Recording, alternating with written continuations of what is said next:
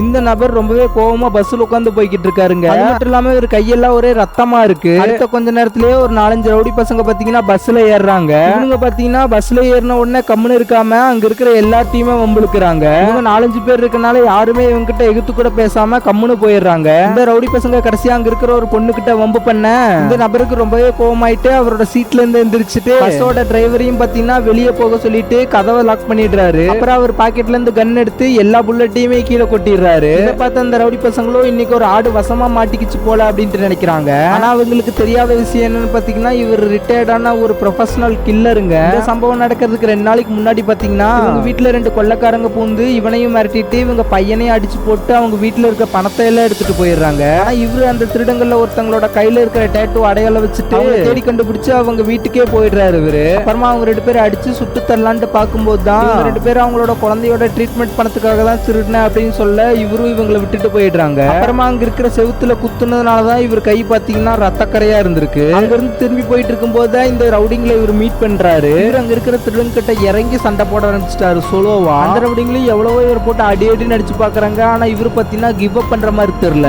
இவர் சண்டை போட்டுட்டே இருக்கும்போது கொஞ்ச நேரம் கழிச்சு இவரை பஸ் விட்டு வெளியவே தூக்கி போட்டுறாங்க. ஆனா இவரு பாத்தீங்கன்னா அடுத்த செகண்டே பஸ்ஸுக்குள்ள வந்து உங்க கதையை முடிக்கிறேன்னு சொல்லிட்டு எல்லாரையும் போட்டு வெளுத்து கட்ட ஆரம்பிச்சுட்டாரு. கடைசியா இவருக்கு இருக்கிற கோவத்தை எல்லாம் இந்த ரவுடிங்களை அடிச்சே தீர்த்துட்டாரு. அப்புறமா வெளியே வந்து வீட்டுக்கு நடந்தே போக ஆரம்பிச்சுட்டாரு. இந்த ஸ்டோரி உங்களுக்கு பிடிச்சிருந்தா வீடியோக்கு லைக் பண்ணிட்டு நம்ம சேனலை மறக்காம சப்ஸ்கிரைப் பண்ணிக்கோங்க ஃப்ரெண்ட்ஸ். By by.